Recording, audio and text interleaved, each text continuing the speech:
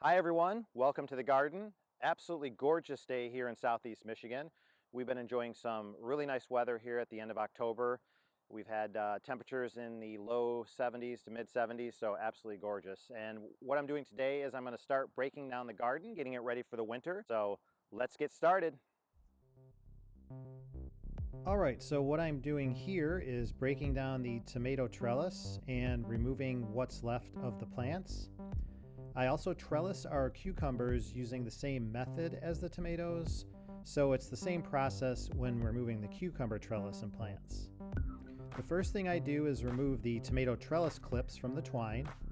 Now, I absolutely love these clips. They are super easy to use and do a great job at keeping the tomato plants up even when you have heavy fruit set. The clips can be reused and will last anywhere from 2 to 4 seasons, depending on how stressed the clips get during the season. So things like exposure to direct sunlight or areas where your plant circumference grows big enough to expand the clip will certainly shorten their life. Once all the clips have been removed, I begin pulling the plants out of the soil, making sure to shake the roots if necessary, in order to keep as much soil in the garden as possible. I then remove the dead plants to the burn pile, where I will burn the plant material along with branches and other organic material I plan on burning in the fall. Once I've removed all the plant material, I grab a metal garden rake and gather any of the unripened fruit into piles before placing them in a bucket, where I either send them to the compost bin or toss them in the burn pile. Now, removing as much fruit as possible will help decrease the amount of volunteer tomato plants that will germinate the next spring.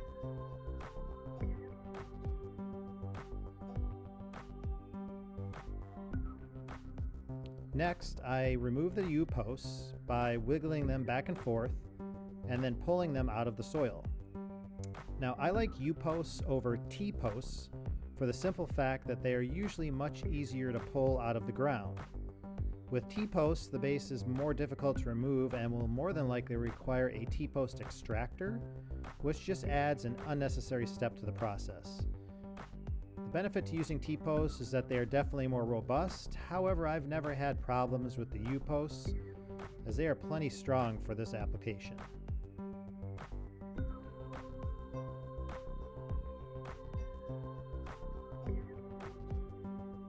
Next, I bring the leaves that I've gathered on my yard tarp down to the garden and begin spreading them throughout the garden area. I can usually place 3 full tarps of leaves over the area.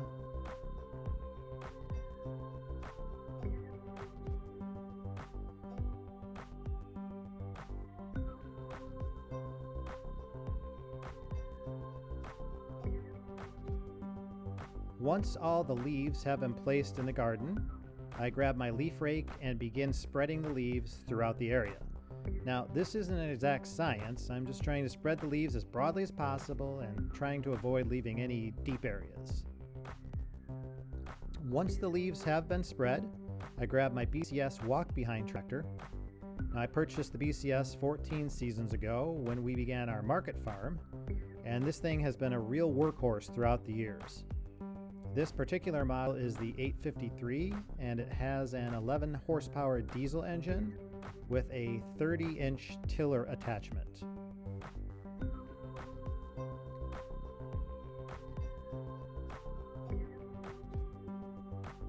The final step in the process is to run the BCS over the garden area.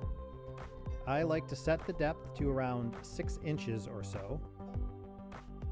I'm not looking to overwork the soil, but rather just incorporate some of the leaf material into the soil by breaking it up into smaller pieces. Now, one of the reasons it's important to spread the leaves out is because even with a robust walk-behind tractor like this, leaves will still bunch up in front of the tiller attachment, which is also one of the reasons I set the tiller to a higher depth. It just keeps things moving a little smoother.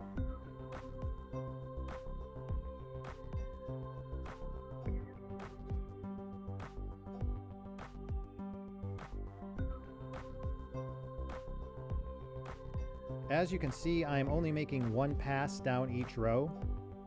Again, there's no need to overwork the soil at this point. I just want to help break up some of the leaves so they can do their thing over the winter and into next spring.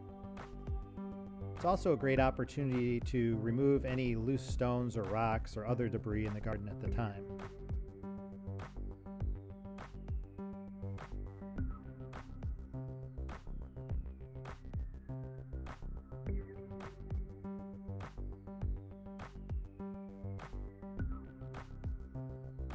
Okay, and here's what the soil looks like once I've run the tiller over the area.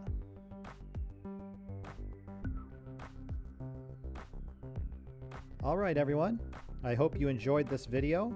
Please hit the like button and subscribe if you haven't already. I really do appreciate your support. Have a wonderful day and garden on!